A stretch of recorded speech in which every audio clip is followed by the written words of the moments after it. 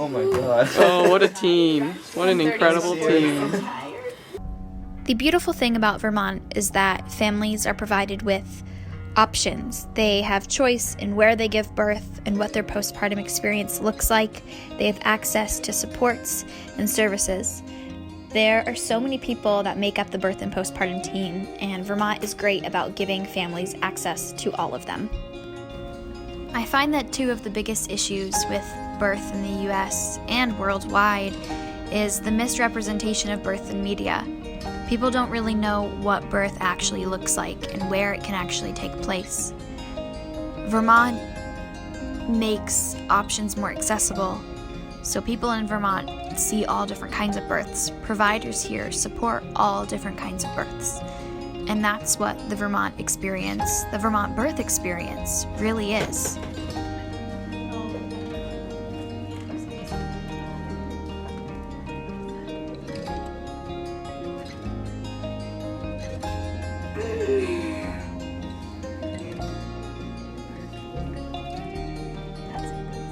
Oh God! No!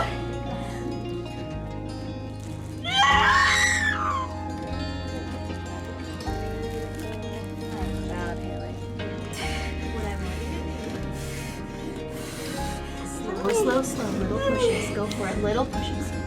That's it. Okay, stop. Stop. And I want you to lean back. Just make room for her. Okay. Go. Bear down again, little push. Even more, even more.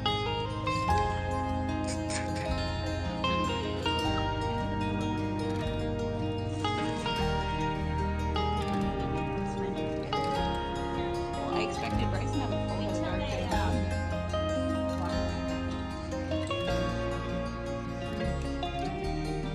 Bryson was a ball.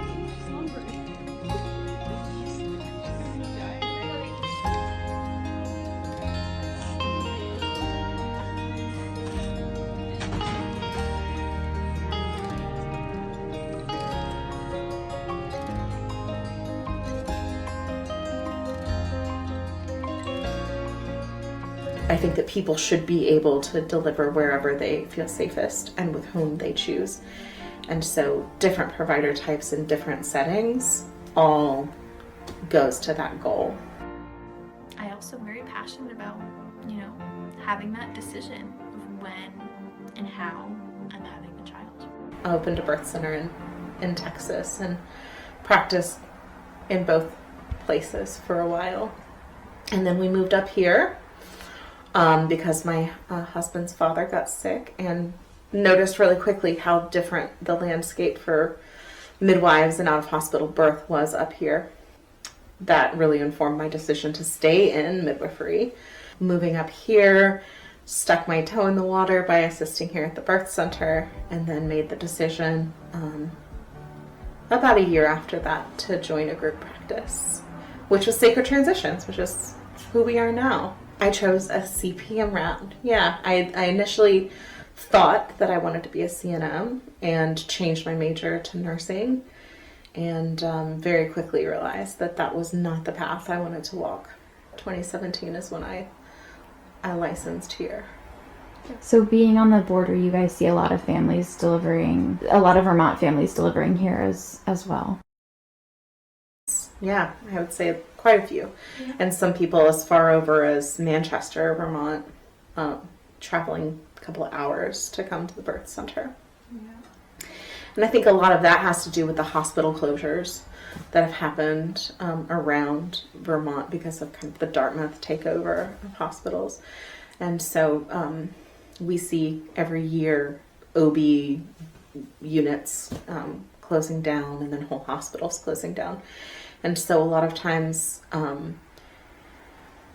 people are just looking for an alternative, like a birthing center, because their local hospital is too far for them to risk the home birth, in their opinion. I got into midwifery after the birth of my first daughter, and kind of strangely, not until I was pregnant with my second daughter, when all of the things that happened with the first birth sort of crystallized, and I was able to realize that a lot of my autonomy was taken from me because I was in labor, because I was a woman in labor, and was really open to being manipulated by scary things that people said to me. There wasn't anybody kind of advocating for that, and I didn't know that I needed an advocate. So when I got pregnant with my second daughter, I was really panicked about the thought of giving birth again. Not about being a mother again, not about having another baby, but really specifically about how powerless I felt in that time and kind of the trauma that I experienced. Learned that there were still midwives in my What to Expect When You Were Expecting book. I'm like, oh, is that still a thing? And I found a midwife and had a home birth with my second, and it was the care leading, the prenatal care was really transformative to me as a mother, certainly, and even I would say as a person. Just the way that I regarded myself as a participant to my healthcare instead of just a passive recipient. He was my first, and 6 months after my cesarean, I started thinking about my next child and how I did not want that experience again. In fact, I started hyperventilating in my car, and that happened a couple times where I was like, I do not want to have a cesarean again. Like, I do not want that experience. I felt pressured. I felt like it was arbitrary rules were forced upon me. So I made a secondary plan. For my second child, I chose a local midwifery group. In fact, I went so far as to research home birth. The local birth center started advertising that they were going to be opening a brand new center locally, so I reached out to them. And Gentle Landing is where I had my entire prenatal care for my second. At 4 o'clock, my water broke in the tub. I must have slept or something because the time flew by. And so my water broke, I immediately called my midwife. And after my midwife, I called my doula. You should go get Mikey. We should prep the birth room. We should get things going. Hey. And so I finally decided to get out, and I was directing and getting things organized and sheets on the bed. And things happened very quickly. My doula arrived an hour and a half later at 6 o'clock. My photographer best friend arrived around the same time, and then Elizabeth arrived at 6:30. I think that the midwives who practice in the hospital are really important, and I think that the quality of care that's provided here at home at the hospital is all subjective based on the perspective of the person who's receiving the care and what's important to them. And so it's hard for me to compare and contrast, because I think that all provider types are really important. And I think that having access to midwifery, like actual midwifery care in the hospital, like the people in this area have with Cheshire, it's only widening the choices that these people have and these families have. So typically our families are on their way home about 5 or 6 hours after delivery, but that changes based on what their symptom picture is. We obviously are making sure that everybody's really nice and stable, and then once that happens, then we start our postpartum care, so to speak, where we're out of that urgent, care mode and more into doing things like lactation support and giving really thorough postpartum instructions and helping people, in the shower. And there's myself, there's Bethany Witten, and Lacey Heasley. I have a student midwife, Allison Logan, and then also Katie O'Day, who's a retired midwife. She also provides some of the postpartum care sometimes. I'm Allison Logan. I am a student here at the Birth Center and with Sacred Transitions. I'm doing the PEP process to become a midwife. I'm in my second year currently. It generally takes a minimum of 2 years, but it varies depending on how busy of a practice you work in. Some people can get it done in the 2 years, other people it takes several more years. I chose that path because it's what works best for my family. I like the flexibility of it, and I like that it's really you just jump right into it. My name is Bethany Witten, and I'm a midwife here in southern New Hampshire and also over across the border in southern Vermont. I'm licensed in the 2 states, but sometimes we do also go south of the border to Massachusetts. How long have you been a midwife? I got my license in New Hampshire January 1st, 2015. So closing in on 6 years now. When I was in high school in my senior year, everyone's applying to college and everyone's like, what are you going to be when you grow up? I don't know. But like a guidance counselor was like, well, I think you should consider this list of professions. And midwife was one of the things on it. So it was doula, nurse, OB. And I just like looked at the list and I was like, oh, what are these things? And midwife seemed to fit. So like the decision was made at that point. I think it was 18. And it took me a while to make it happen. But here I am.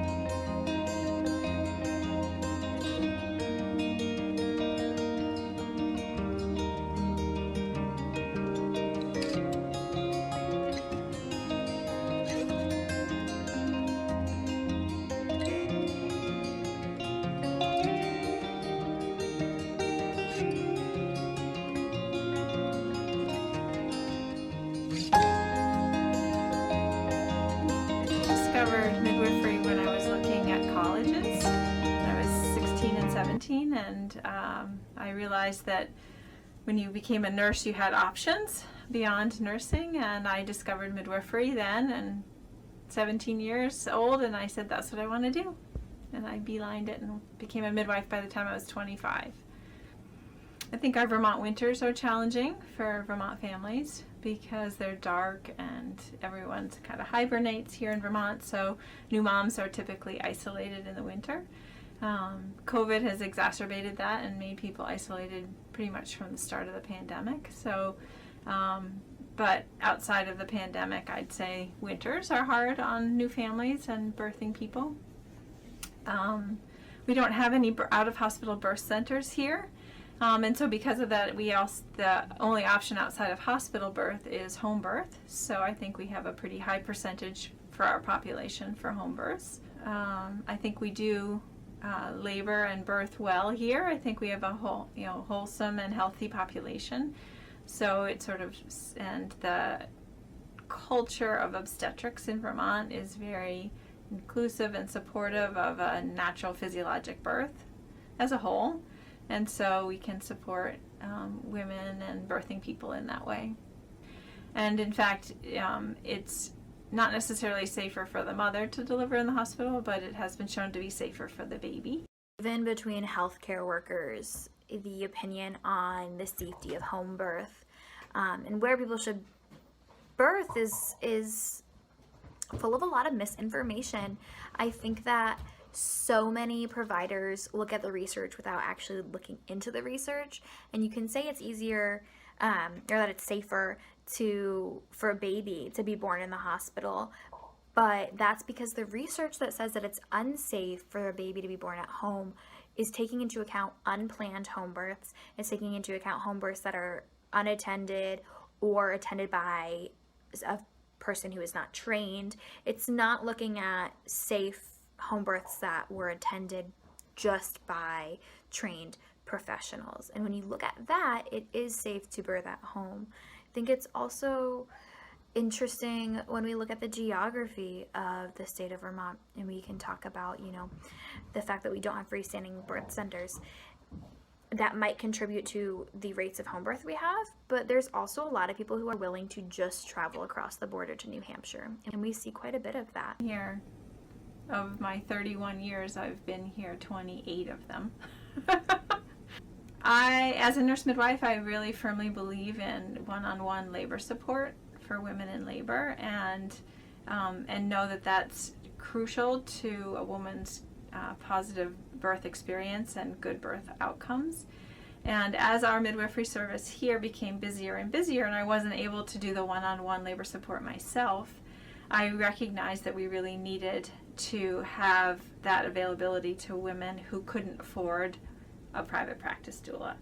And so I knew that across the country, many hospitals had volunteer doula services, and so I had some help with, sort of polling a bunch of in-hospital volunteer doula services across the country, and then with the help of a small group of private practice doulas locally, we came together and decided that it shouldn't be something outside the hospital, it should be within the hospital, and we had a director of the volunteer services here who is willing to include this idea within the volunteer services here at the hospital. And then we began recruiting volunteers and training people to support women in labor for free. So it's basically a service that's designed to meet the discrepancy in healthcare equity and health disparity, so that we can support women who can't afford private, one-on-one labor support with a trained person who really understands how to facilitate physiologic labor and do that psychosocial, emotional wraparound support in labor. So that started in 2017, so it's been a bit of a journey to get it going. We had funding from the auxiliary here, $10,000, an initial grant to help pay for a coordinator and for the trainer. So in Vermont, there's 13 hospitals, and out of the 13 hospitals, 11 of them have certified nurse midwives. And I think the presence of having nurse midwifery within hospitals in Vermont is telling of the culture, in saying that we really do promote, low risk physiologic birth when appropriate, and that's really, really crucial to our good birth outcomes and our healthy babies here in Vermont, and our low maternal morbidity and mortality. Obstetrics is an amazing profession. Coupling in midwifery with it really provides that holistic, balanced approach, I think, to childbirth. Midwives also serve women across the life cycle, so we don't just do childbirth, we also take care of women for their gynecological needs as young women, and then all the way through menopause. So it's, our care is not just on childbirth, even though most people think of us as childbirth providers. So the hospital doesn't provide childbirth classes. There's a lot of local groups, mostly doulas actually, that do childbirth education. And so we have such great resources that way that we don't have to provide them. They provide scholarships, or they serve the Medicaid population, some of them, so we have great resources there. We have a lactation clinic within the women's service and in the child specialty clinic. So if there's a need for a newborn baby to have extra lactation support based on how they suck or tongue tie or anything like that, they go to the child specialty clinic. If it's a maternal issue more around milk supply or sore nipples, then they can come to our clinic and be seen. We have LCs up on the maternity unit, so that the women who are learning how to breastfeed have support from lactation consultants there. Clearly, the word nurse is not in the CPM credential. In order to be a certified nurse midwife, you have to have completed your nurse's training. And typically, certified nurse midwives are at the master's level in terms of academic preparation.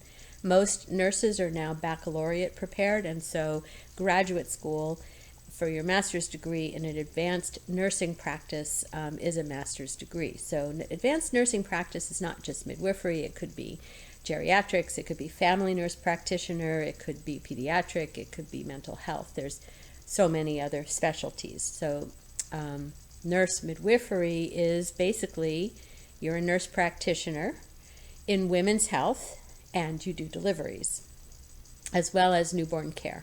So that's a nurse midwife. Certified professional midwives enter practice from much more varied sources of training. It's a more heterogeneous kind of group of people. The requirement from the North American Registry of Midwives is that you all have to take the same exam and meet some of the same practical experience requirements and skill competencies, but entry into practice is by apprenticeship, or it's from a school, or it's from a number of other sources. You could look up on the NARM website to see all the different avenues and intake to practice as a CPM.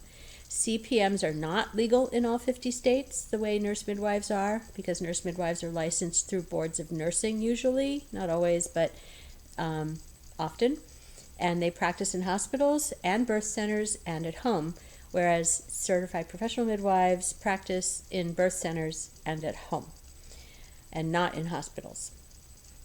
Some states still have laws outlawing the practice of home birth midwifery, and some just don't mention it, so it's illegal. In Vermont, there is the Midwifery Practice Act, which specifically is for the CPMs and as licensed midwives practicing home birth.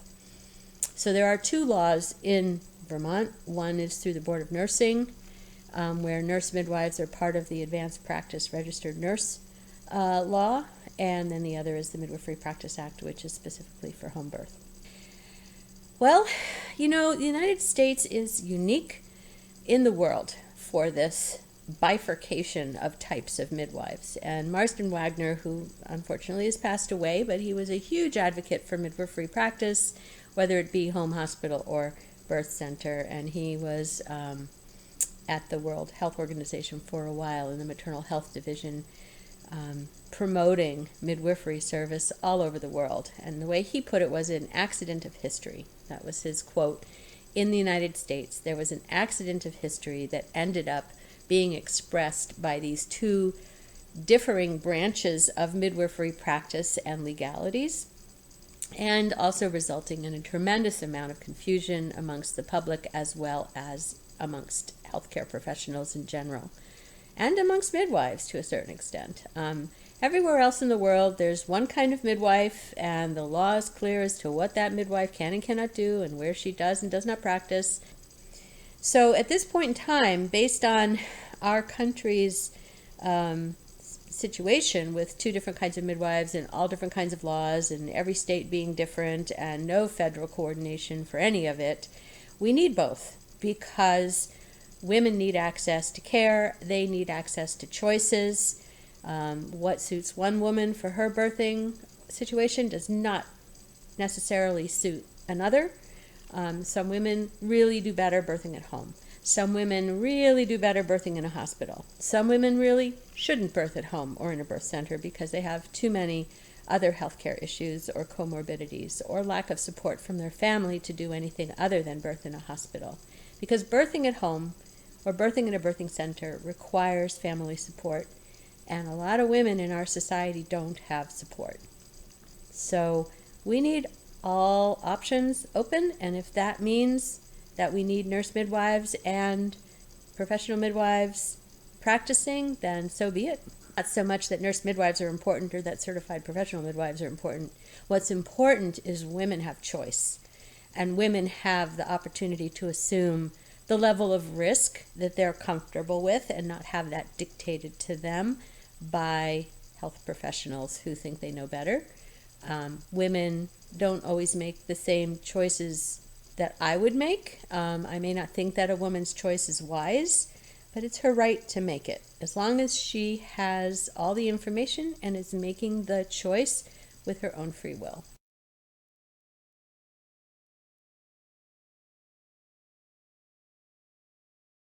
I'm Eric Chin. I'm an assistant professor at Dartmouth College, and I'm in the Department of Economics, and I've done a lot of research on children and government programs and how they affect kids in particular.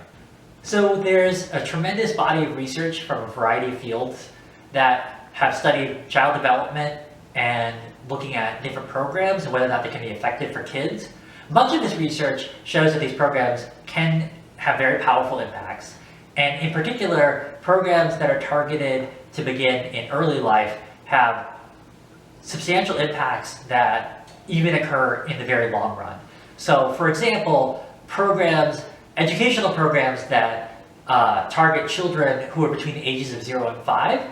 So those programs have been shown to have long-run impacts improving kids' health and future employment outcomes. So we've gotten a lot of good evidence that suggests that early life interventions and educational programming has really important effects for kids. So a lot of the research that I just mentioned is about programs that are directly trying to teach and help children themselves. I think it's fair to say that we have relatively less research that focuses on parents and studying how parents could change their interactions with children, but I think that that's an area of ongoing and future research that we really need to learn more about in terms of understanding whether there are programs out there that could also help improve parenting. The first thing to say when thinking about doing research is that science is usually thought to be the most compelling when you can do a compelling experimental evaluation of your scientific question. And in any experiment, what you're going to be doing is having some individuals get a program, have an intervention, and then other individuals will not. So when you're thinking about this type of setup and doing an experiment that involves children, there are two main complications that prevent you from doing research on many different topics. So the first main complication is a question of ethics. So the issue here is that there can be many things that we think affect children and their outcomes. Take, for example, whether or not their mother smokes. We might want to study smoking and how it affects kids' long-run outcomes, but running an experiment where you try to encourage some mothers to smoke and other mothers to not smoke is unethical. And so we would never pursue that type of experimental study. So you're just sort of crossed off from doing experimental studies of smoking in one sense. So that creates a barrier for learning about certain types of research questions and topics and how things might affect children. The other main complication in doing research in social sciences and then things that relate to children is that some types of programs or interventions that you might want to study in this rigorous experimental context, they can be very expensive, and so it's infeasible to actually run a sort of large-scale experiment that would involve thousands of children potentially. And so it's often, that cost aspect is often another one of the barriers that researchers face when trying to learn more about what affects kids.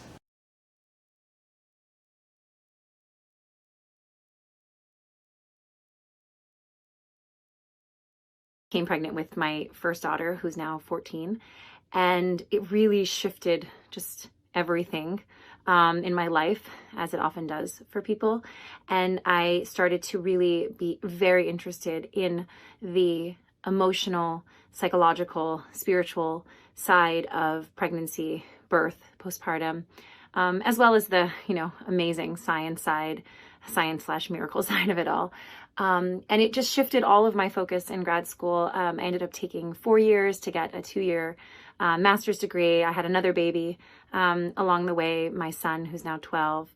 And all of my focus and all of my energy and all of my research and interest really went into this journey of pregnancy, birth, and postpartum, and how people navigate that and how people are supported in that.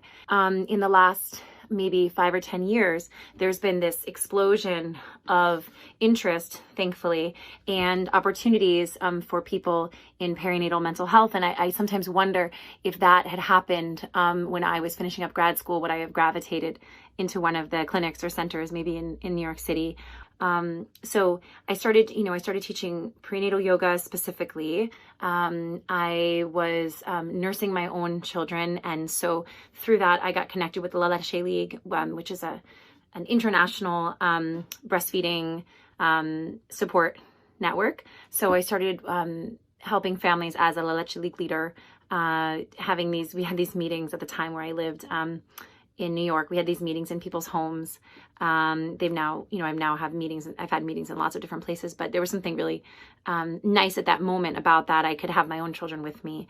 I said, well, obviously I can't be there for everyone, but for some of the families that I'm getting to know in the prenatal period, I could potentially be at their birth, and I could help create an environment for them that mirrors their hopes and their dreams for that kind of environment. One thing that's interesting to me about birth trauma in particular, that I've learned along the way, is that oftentimes it's not so much about the birth outcome, if you will. So, someone may ultimately have a surgical birth, or they may have an unmedicated vaginal birth, and it's not necessarily the mode of the birth or what's happened during the birth from a science medical standpoint. It's often just how they felt, if they felt heard, if they felt seen, if they felt cared for.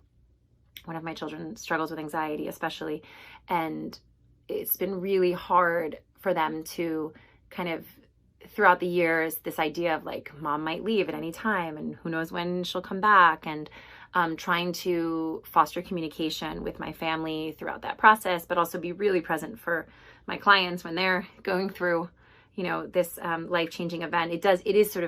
It's strange when you're at a birth as a doula, especially because usually they're longer than anybody else is, right? You're there from an earlier time frame than maybe, the midwife or the doctor is.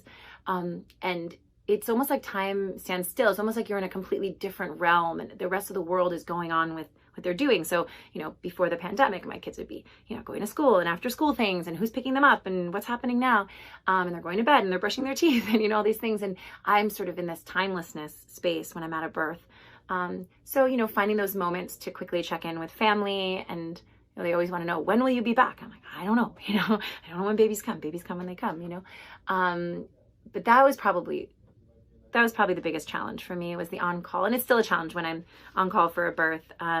Everybody in the family is sort of operating at a little bit of a different level about when I might leave and when I might come back. But when I was working full time and I was getting called to births, pretty frequently, it was hard. It was very hard. I think my own sleep cycle started to get really messed up, and I was also doing postpartum doula work and doing a lot of overnight. So I got kind of in a wacky place with my own sleep, and that was definitely a challenge. Getting to know people and families. I love helping them see that they're capable, and highlighting their strengths and mirroring those back to them, and being a resource for, good evidence-based information, but also just honoring people's intuition. I met with a lactation client today, and she was like, well, I think this is what's going on, but I don't want to tell you, I don't want to cloud your professional assessment of what's going on in my life. And I said, you've been living this for a few months now.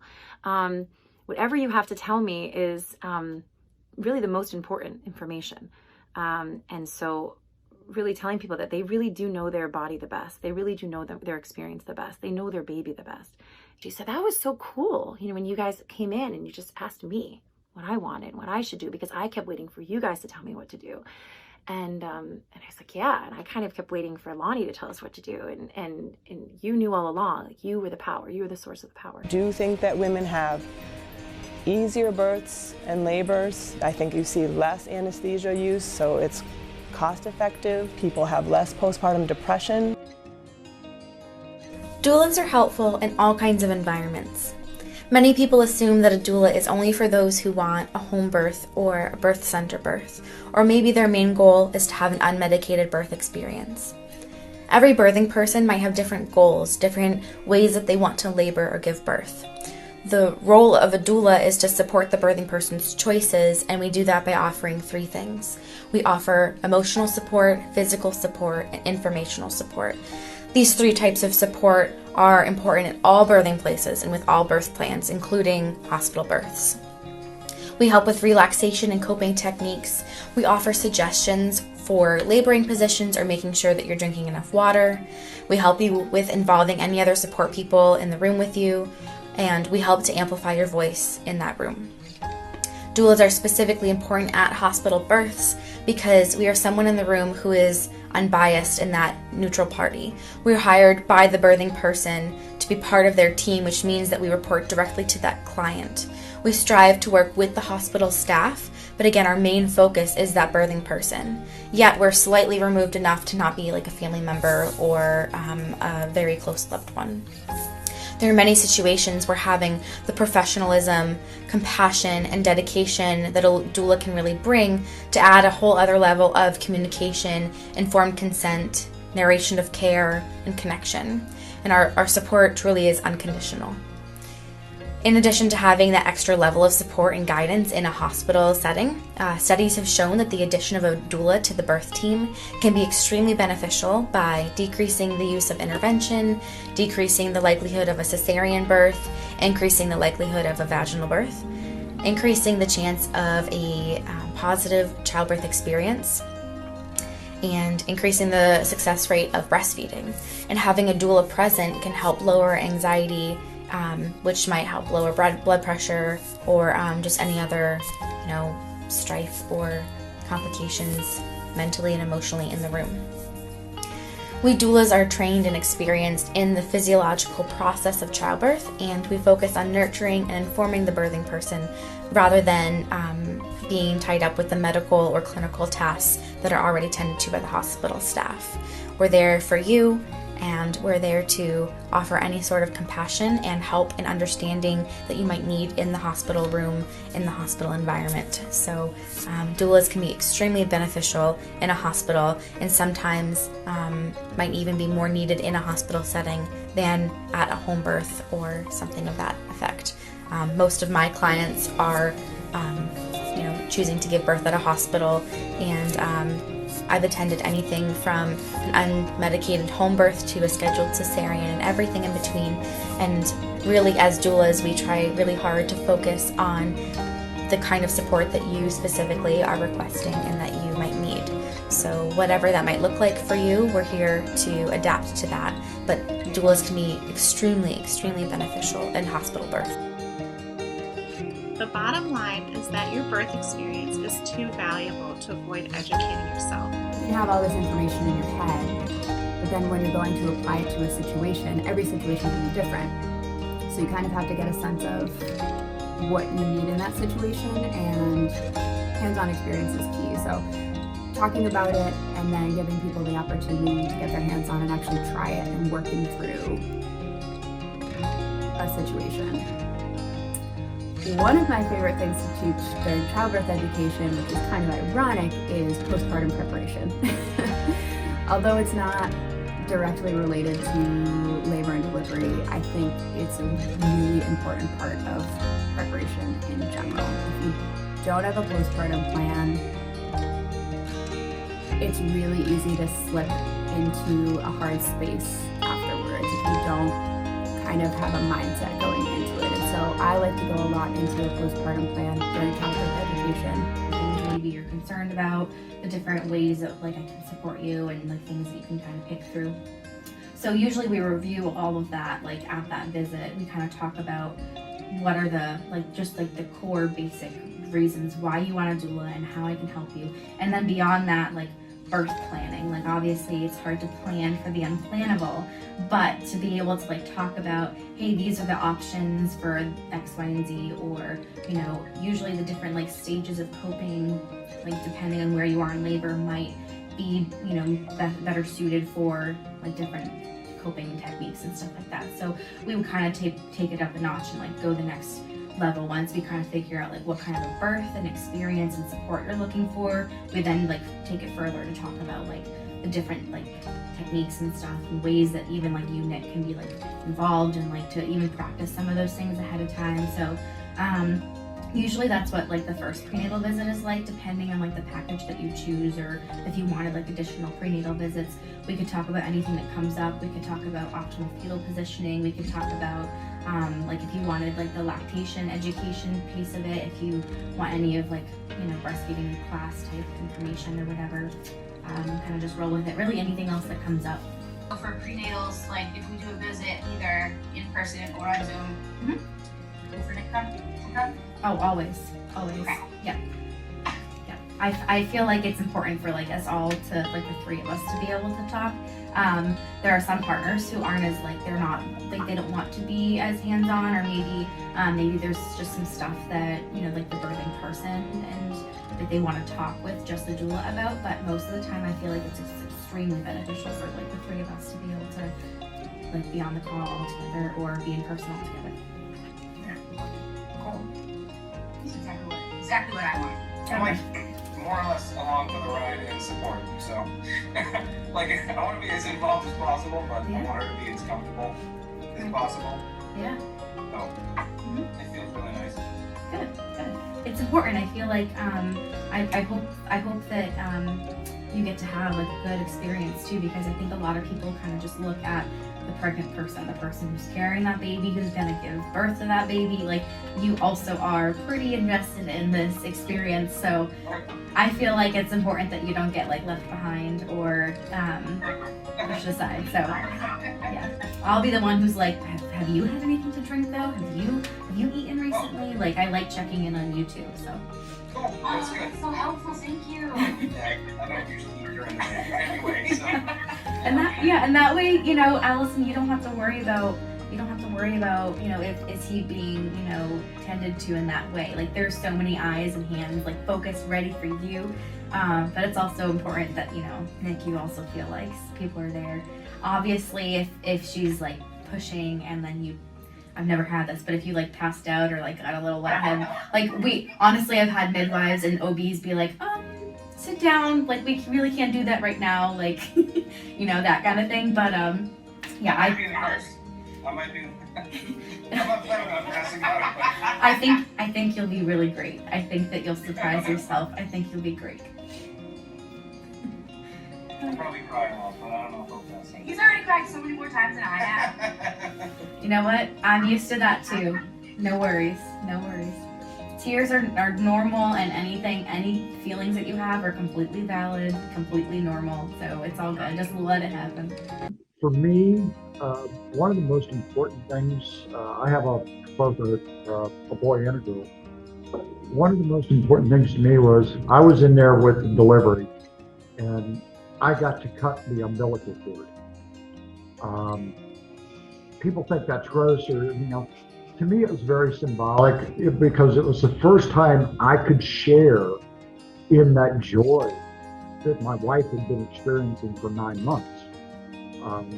Now that the baby is out, I'm symbolically severing that tie with her so that now we can become a family. And I was able to be there with both of her children, cut both of the umbilical cords. And it's a moment I'll never forget my entire life. It was just that special. The first step toward really bonding with that child that you created. And I'm just shocked that more parents or more fathers aren't actually involved in doing that. There are so many things that new parents are worried about, from SIDS to low weight gain to a million other things. But there are also so many amazing tools that newborns are born with for survival and protection. Babies wake in the night to eat and be near their mother. It's a survival technique. Babies fight when there is something put over their face. It's a survival technique so that they can breathe. The breast crawl and their ability to smell the amniotic fluid is another technique that they are born with, an instinct to establish a good breastfeeding relationship from the very beginning. The breast crawl describes the time when a newborn baby is placed on a parent's chest or belly immediately after birth and given time to find the parent's nipple and begin to feed on their own. This is an instinct of mammal newborns. In humans, if the newborn baby is put on the mother's abdomen, the movements start 12 to 44 minutes after birth, followed by spontaneous suckling at 27 to 71 minutes after birth. The areola smells similar to amniotic fluid. The baby recognizes the smell in its hands and begins to move towards the breast. Breast crawl helps uterine contraction and faster expulsion of the placenta. It reduces maternal blood loss and prevents anemia. The first hour after birth, when a mother has uninterrupted skin-to-skin contact with her newborn, is referred to as the golden hour. In the first hour after birth, an infant is in a quiet, alert state, and that's why it's most important to take full advantage of this golden hour. I always knew I belonged near birth, mothers, and babies. When I was really young, I would breastfeed my baby dolls. When I was in middle school, I bought a textbook meant for midwives. And in 2016, I went on a maternity internship to India, and that's where I saw birth in person and witnessed birth for the first time. And that really set my soul on fire. It really reaffirmed, yes, this is where I need to be. My sister and I had a lot of experience with just being empathetic, compassionate, try to hold space for people who are in very vulnerable, intimate situations. And I think that I can be very good in emergency situations as well if there needs to be some clear-headedness or just some regrounding or regrouping for all the times that EMTs came to the house for my great-grandfather. My sister and I had learned very quickly how to try to clear the way and think with our heads and to be able to be very analytical of a situation and kind of be intuitive to what the room might need. So we had learned a lot about that. So kind of piecing all those things together, that's kind of how I got into doula work. My role has been to really to hold the parent as they're going through this transition and this new part of their life. And it's truly an honor to be able to do this. It's a true honor to be able to be with these families during such a transformative time. It was just really magical. I have never felt that happy. It was really, really cool to just see how everything worked, and we definitely couldn't have done it without the amazing team of nurses we had, and it was just the most amazing experience for me, and I'm really glad I got to experience it because I feel like I would not be as passionate about labor and delivery if I hadn't experienced a birth, and I'm so thankful that I got to experience both my sister's births. When I was 15, I attended my first birth at a birth center in Charlotte, North Carolina. This birth was kind of the perfect birth for anyone interested in birth work to attend because it was the type of birth that sets a fire in your stomach and makes you want to get involved in birth work. It was at this birth center, which is not common in the Carolinas because of the restrictions they have around birth. There were midwives, there was a doula, I was photographing the birth, and there was this badass mom covered in tattoos. She wanted this setting where she was surrounded by women who were empowering her and helping her. It was like something in my life just kind of clicked. Growing up in the Carolinas, I saw a certain type of birth. I saw the correlation between restrictions around reproductive health and a higher maternal mortality rate and a higher rate of interventions. One of my friends described me as a person who attracts life wherever I go. And I think I attract chaos. I think that the reason I'm in birth work is because my life attracts chaos, and not bad chaos, but so much positivity it's chaotic. So much work, it's chaotic. Not work in the sense that it's hard for me to do this job, but work in the sense that I work crazy hours in my schedule and the things I do feel absolutely insane to me. It is currently 7:23 p.m. I'm at a Tesla car charger right now. It's dark, it is snowy, it is rainy, the roads are gross. I just got done working a postpartum shift. I went straight from an overnight to that postpartum shift, and the overnight shift was 9 to 9 with twins, 1-year-old twins doing postpartum support.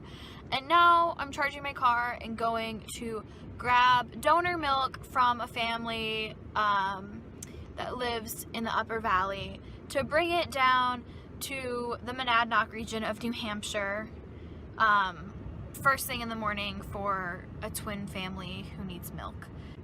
Charging my car and going to pick up milk. This is the doula life. It's 2:56 on a Monday, and I just got a text less than an hour ago that a family has had their baby boy. So I just finished all my meetings for the day, And I just finished off with a prenatal visit with a client. She's due next month. Client that I'm still on call for, so I'm going to try to enjoy dinner with my husband just in case I get a call tonight. And yeah, love what I do, love. It's hard to prioritize self-care when you've chosen a career centered around caring for others.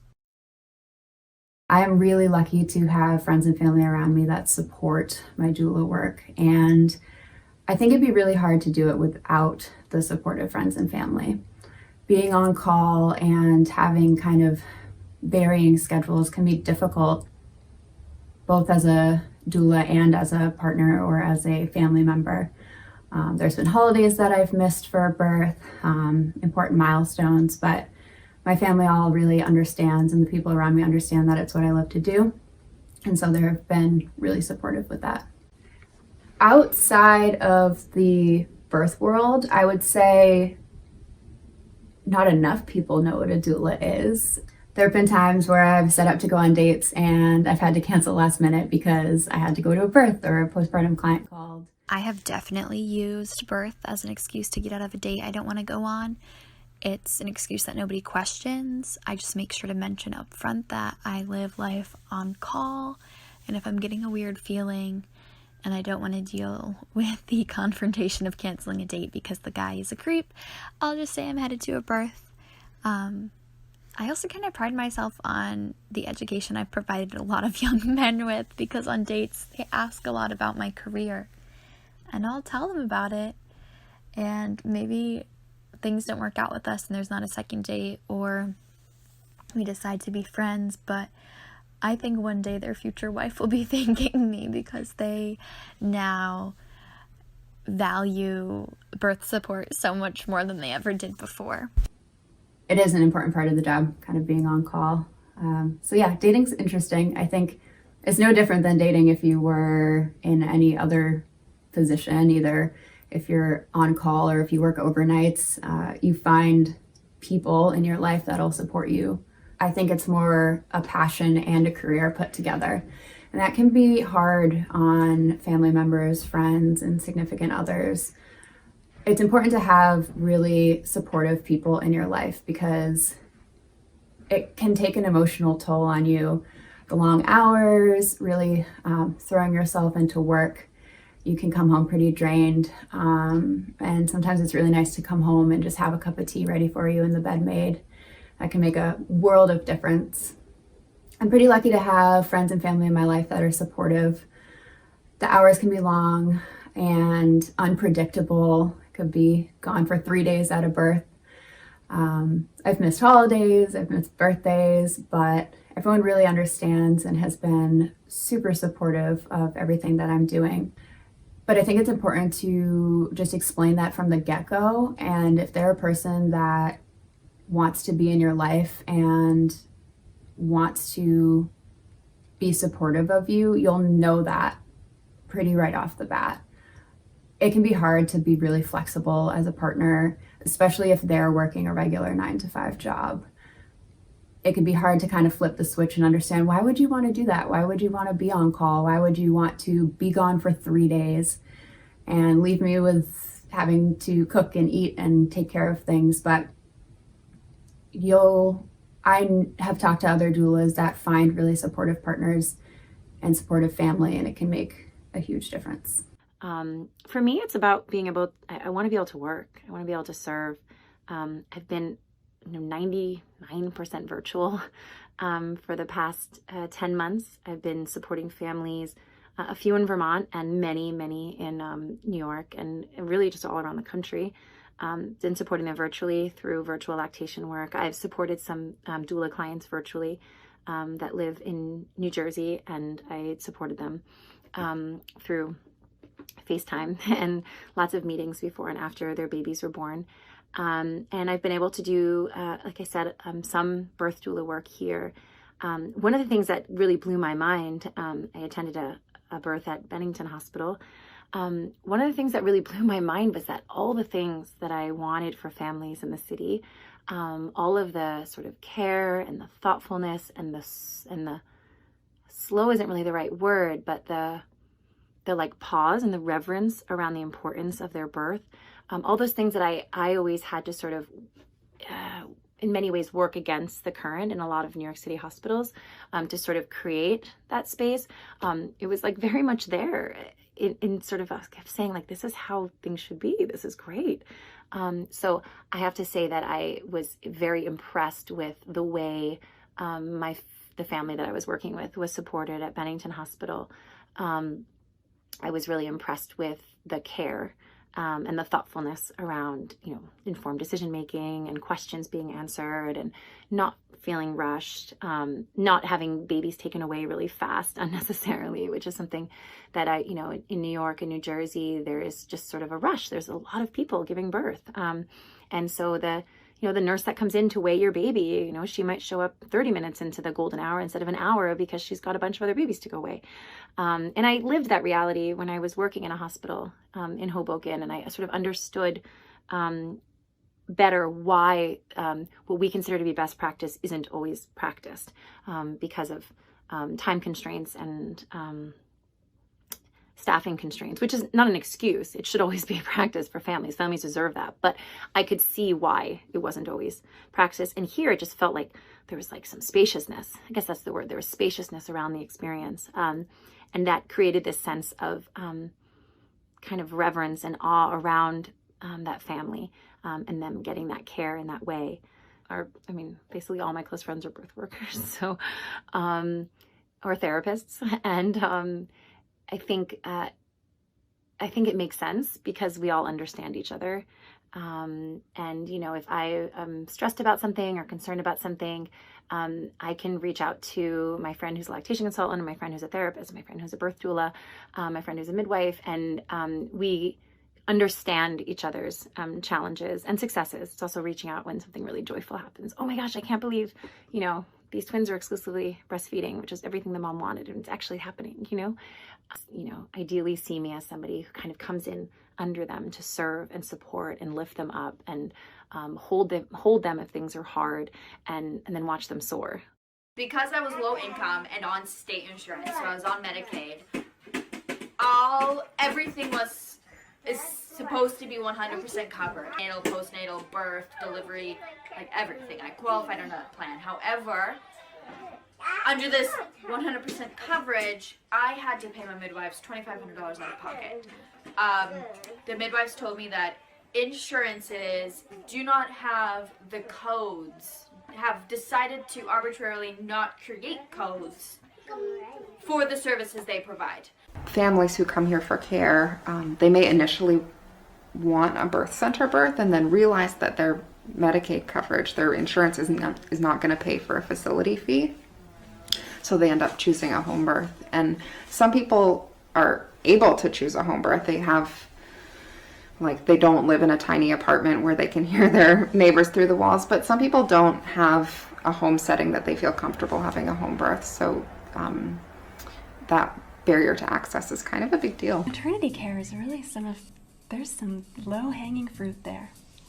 If we prevent one baby from going into the NICU, you've saved thousands of dollars. Level, you've decreased the C-section rate. There's your cost savings right there. Is going to save Medicaid and private insurers huge amounts of money in the long run. Here in Vermont, we really care about our health and wanting everybody to have options, but it's not something that every single person can necessarily afford to do. And I think it is a thing that we pride ourselves as Vermonters in making choices available to everybody, which is what Medicaid coverage really opens the door for. These families are saying that they need better support, that they want more support, that what's there isn't enough. We don't have proper paternity and maternity leave, so people don't have a partner who's home long enough to support them through those first 6 weeks, which are extremely vulnerable. After those first 6 weeks, they're still healing for an entire year, but they're expected to return to work, still get a full night's sleep, or function on the little sleep that they do get. They're expected to run a household, care for their other children. The expectations of new parents are not practical, and the only way to make them practical is to increase the support that we offer them. We need stronger communities. We need to return to the village style of care. We need postpartum support covered by insurance, included in the care they're receiving from a hospital or a private practice. This needs to be the normal because we are failing families.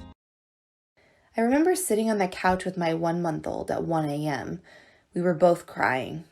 He had a clean diaper, had just breastfed. I was so overwhelmed.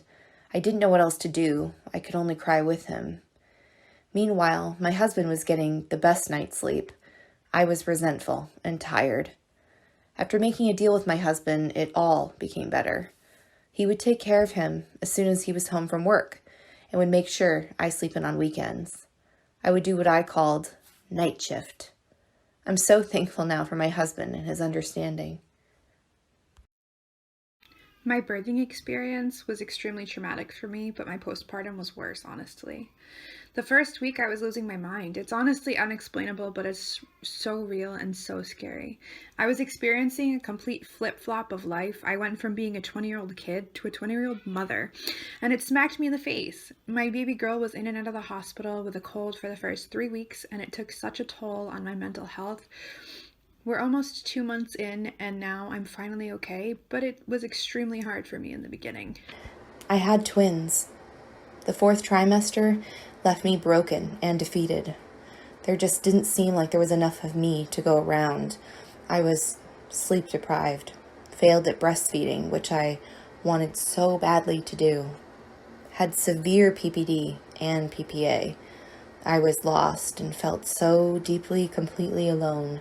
I felt like I had failed at the one thing I wanted most in life. I am the mother of a 1-year-old. I never thought postpartum depression was in my cards. My daughter just turned a year old about 2 months ago, and well, here we are. I wasn't very educated on it beforehand. I honestly thought within weeks to a couple months it might hit. I never struggled with depression, luckily, so I didn't know what to expect. The mood swings, the spontaneous crying, the feeling of undying emptiness, the anxiety attacks, and the gut-wrenching feeling that you aren't enough. Personally, I am a full-time working mother. I support my daughter, myself, and her father mostly. Salary-paying job, great employees.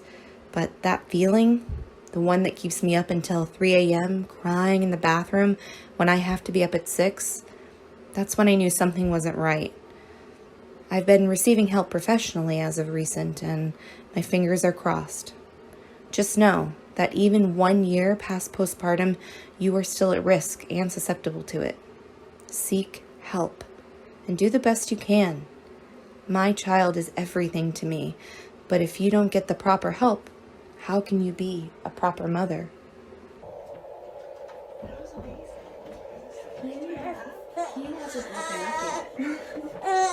I woke him up. And the only reason he's fussing right now is because I just changed him. Oh my god, buddy. Best day. I think that every family benefits from overnight care, whether it's so that they're getting a full night's rest, or it's so that they have meal prep in the morning, the house is clean, they have support with breastfeeding or whatever feeding option they choose.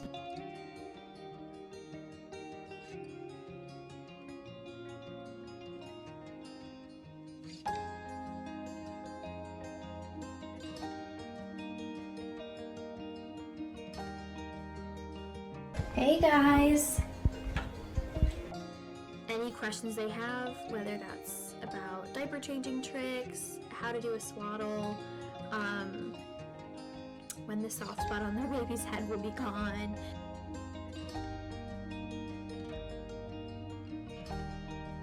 There's something very special about providing a family with overnight care.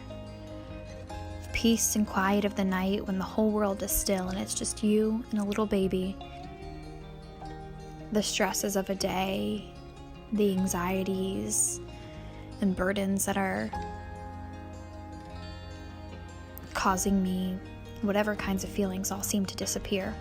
because I look down and I remember just how simple things really are.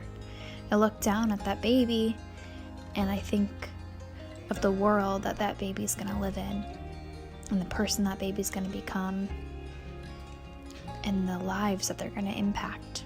They'll be someone's best friend, they're someone's son, and they're a baby that I get to work with, and I feel so lucky to do that. It feels even more magical on nights like Christmas or New Year's when we're celebrating something.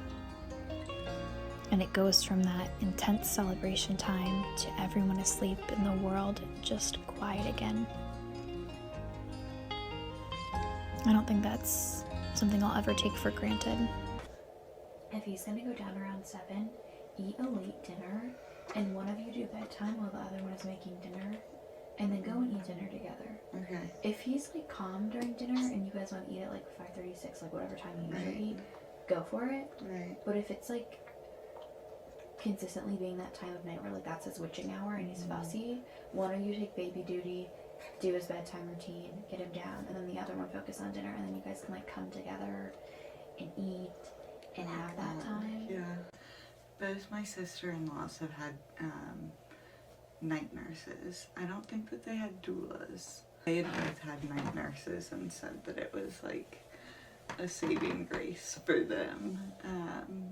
Just money, I mean, is a barrier for sure.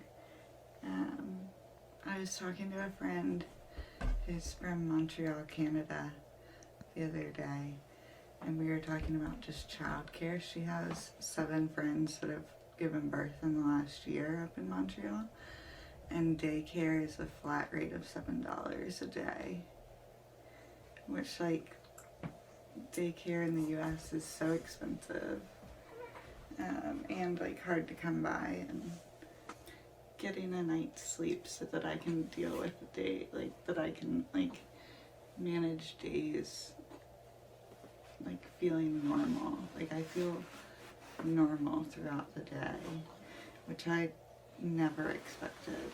And yeah, so just so like we can be good throughout the day and have a good night's sleep. Like I sleep up until you come and wake me up to feed, which like that's better than I expected even. I just learned so much, but also realizing that I'd have to get up to pump anyway. Yeah, I think this is like invaluable time to, I mean, I think there were those first couple days where it was like, oh my god, he's like perfect, he's like so chill.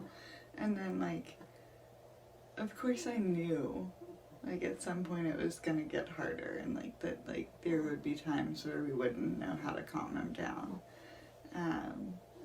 But I think that was an adjustment of like, oh god, I really don't know what to do here, like in this moment of like him crying and trying everything. But I knew that was coming. I just don't know that I had really sat with it yet.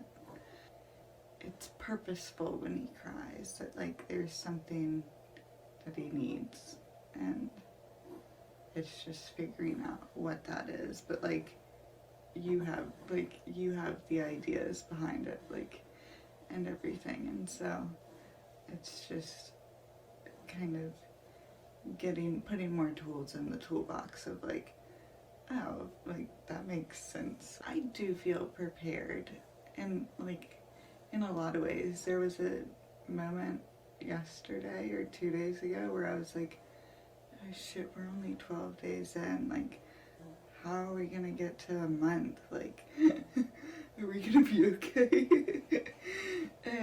But it's just moment by moment and like day by day, and like diaper change by diaper change.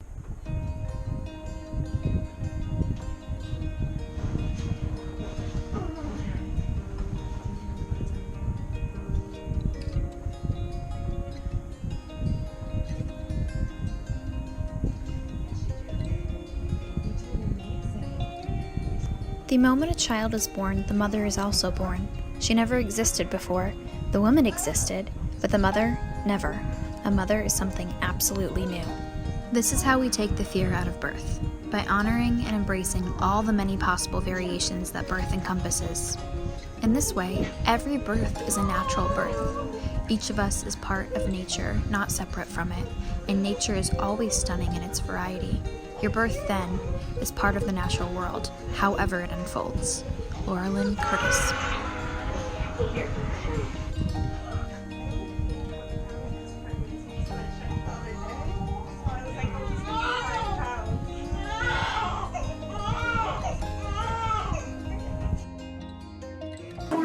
Keep going, keep going, keep going. Nice, Haley. That's it, Haley.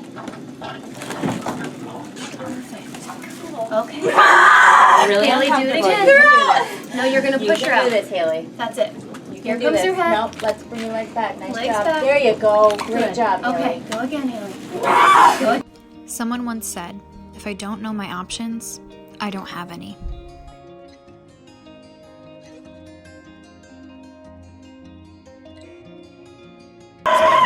Okay, Haley, way back. Push. Again, Haley, go. Push. There you go, baby. There, baby. Yeah.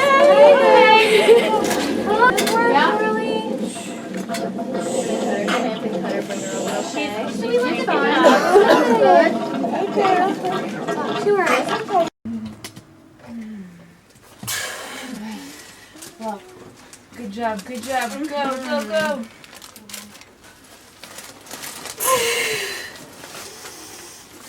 She's coming, Bridget. She blushes. There's a little bit of dark. That fan needs to still be on. Any flutters down, you should feel like that. Fan needs to be off right now? Yes. Yeah. The baby's warm. Can you put a cold washcloth on her head? So this is what I'm going to do. Put oil down here, okay?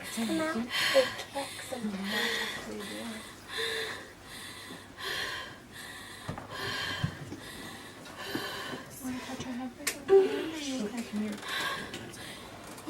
Do you want to touch her head? So just Mexican action? We're going to go together, okay? And my hand's going to be here.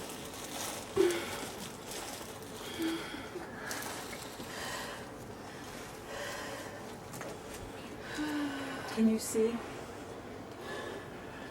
No, tip it down a little bit. Her head's not out yet. So when you push, if this is in the right spot, you'll be able to see. Give it a good. There's her head. You see it? You see that? There you go. There's her head. Good job. Still close. Okay. Here you go. Here you go. Like Baby.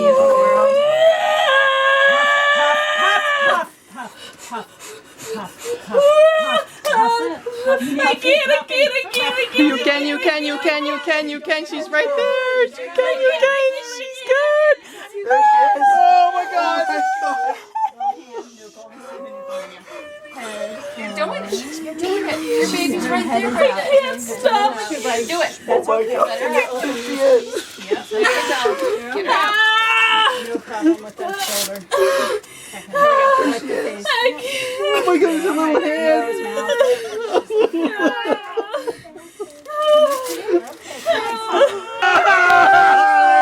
Oh my God, there she is. Oh my God. Oh God. Congratulations, sweetheart. Oh, there she is, Bridget. There's little Ella. You did it, baby. Can you put that in a good safe spot? How's the light doing, Peggy? You want more light? Everybody looks great. The light is perfect. Okay. What a cute little person you are.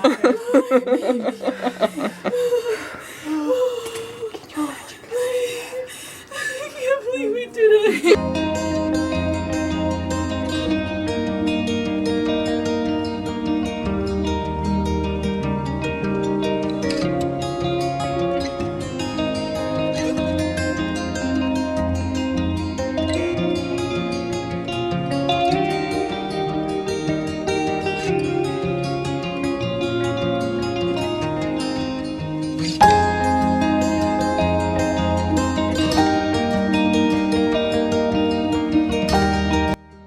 This is the Vermont birth experience. Supported families and choice.